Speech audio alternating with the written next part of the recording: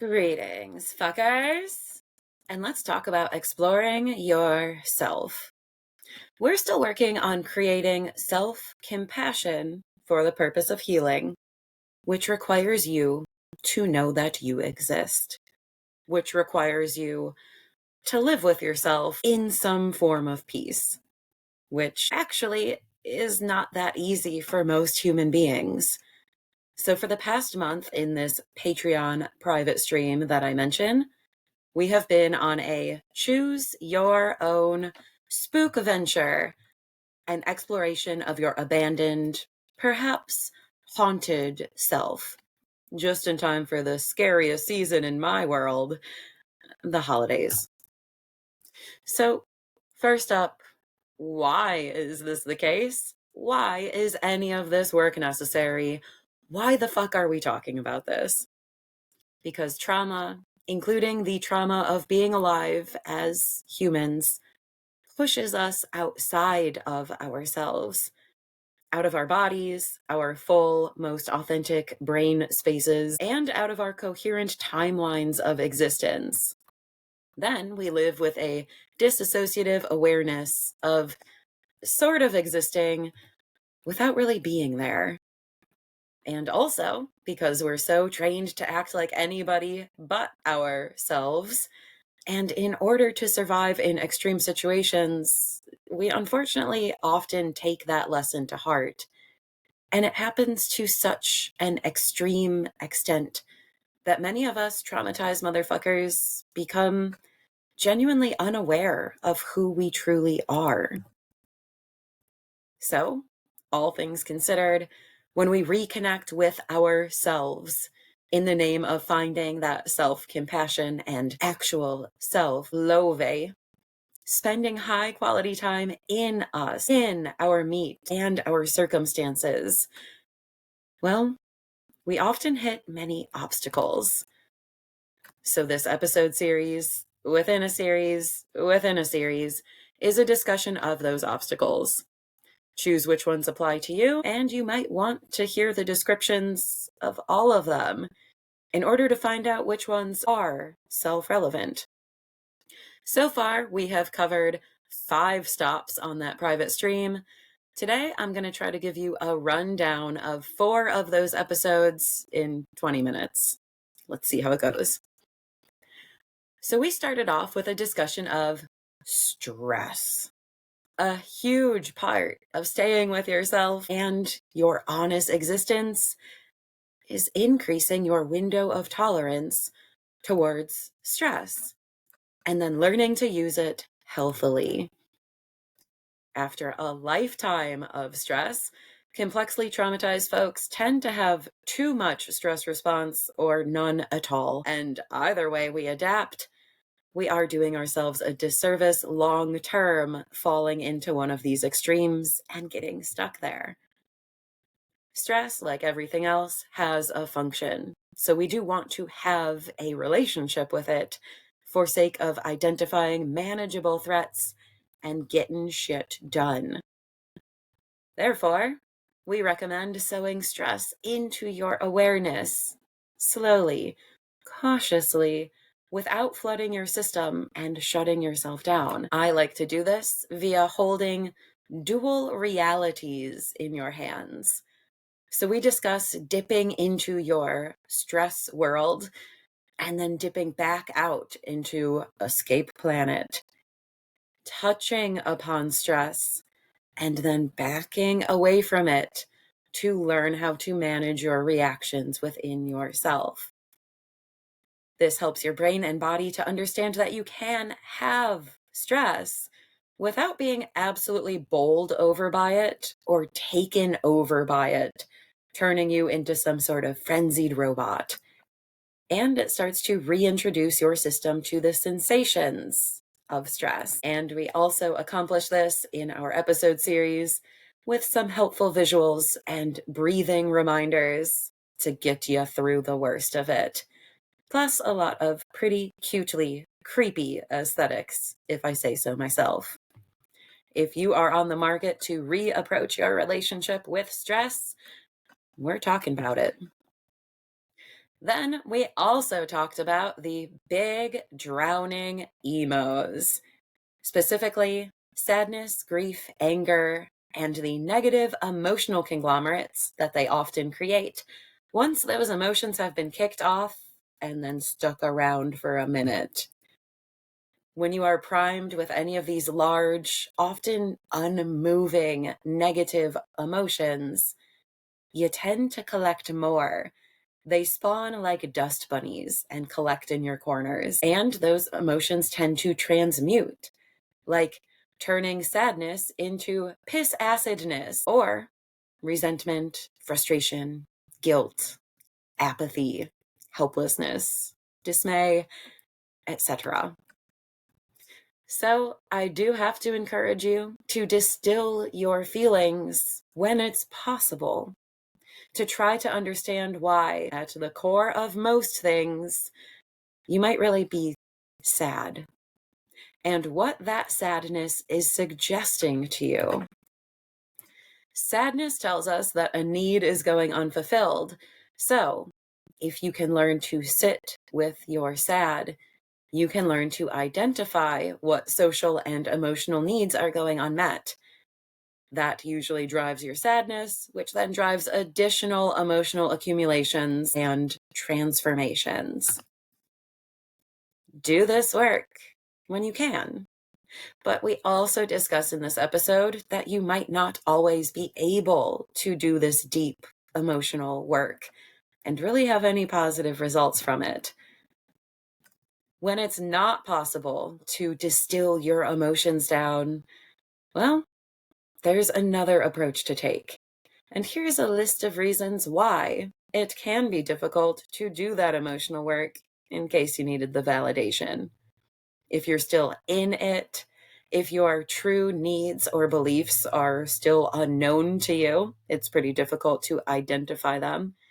If you are racked with generational trauma, as in DNA changes and many lifelong narratives, they might be masking your ability to even identify your real feelings. And we often end up carrying emotional loads for other people, maybe even for entire lifetimes, so that you could be hosting the big emotions of your family and not know it. If any of this is the case, you might want to try my strategy for having the big feelings and then staying with them rather than abandoning yourself, trying to repress them or change them. My strategy is you sing them out loud, stupidly. It is a replacement behavior, that's a real thing, for running from them. And you can take this tool that keeps you present with your feelings anywhere you go, through every single activity, so that you never have to choose between having emotional honesty with yourself and getting shit done.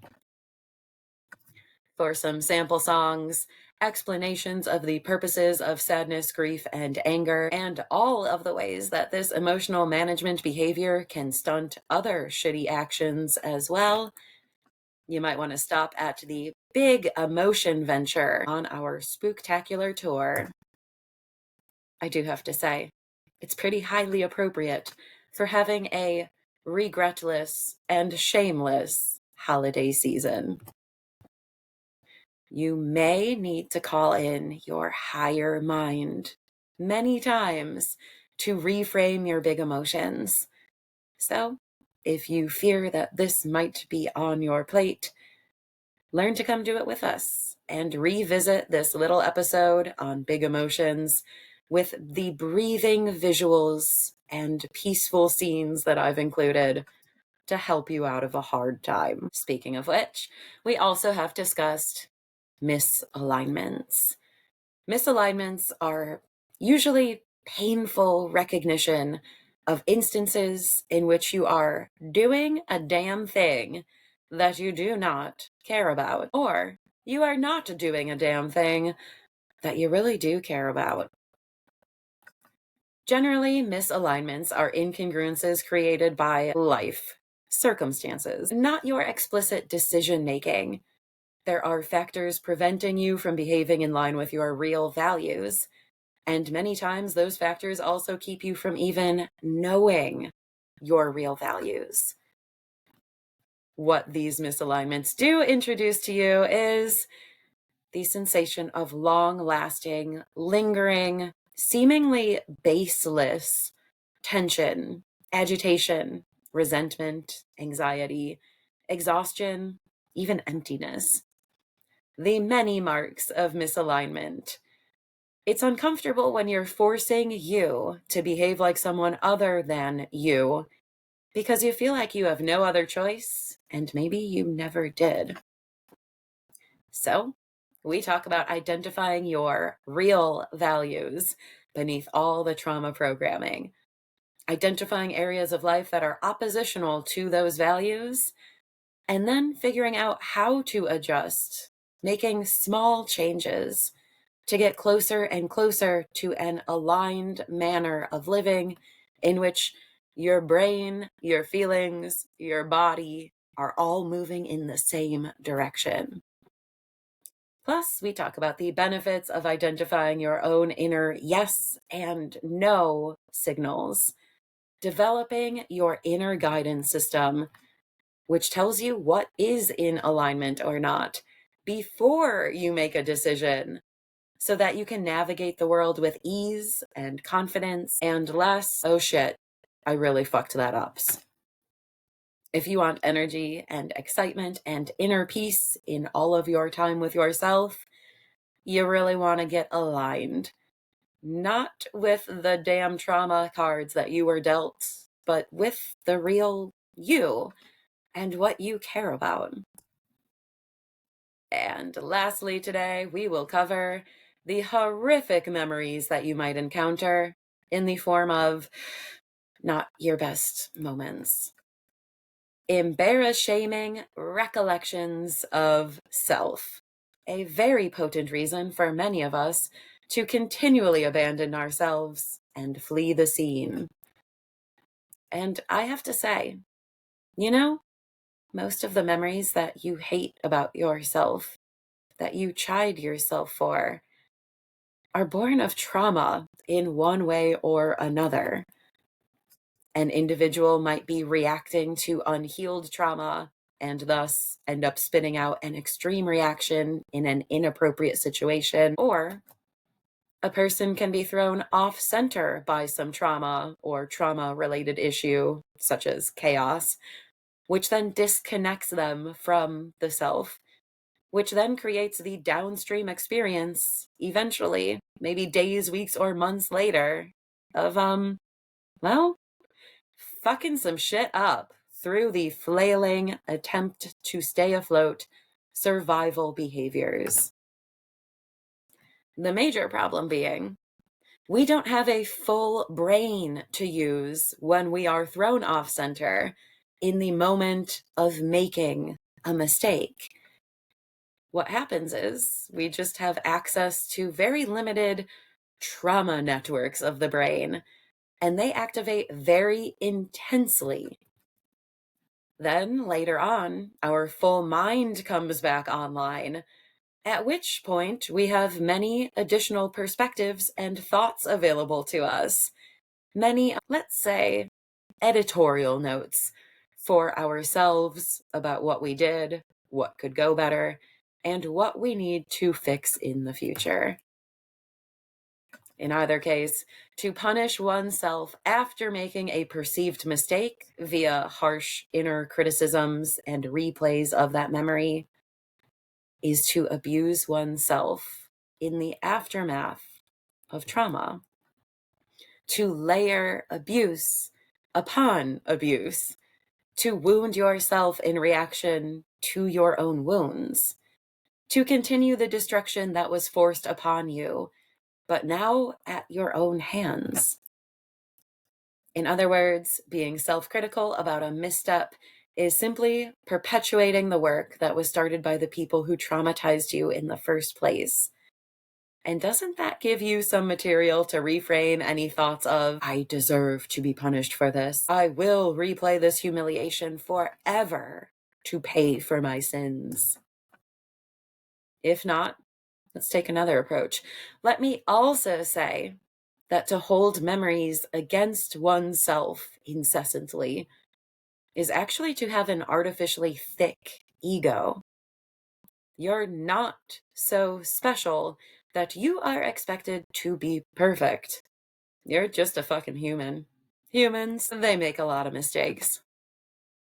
So let your shit go, or you're actually expecting more from yourself than is reasonable or realistic.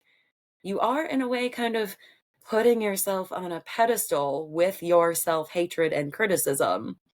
Again, probably due to prior abuse, and we talk through the ways that that takes place over in the big boy episodes. And from there, well, just the other day, we released an episode on disassociation, or as I'm calling it, continual attempts to ditch this bitch.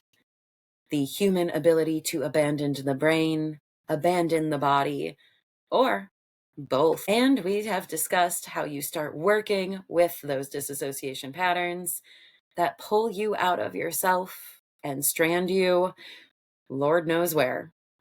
But we will speak about that one probably next time, which will be our final episode of the year of 2024 as we continue our plight of being with us, to find love for us, to have self and other compassion to enable our own healing.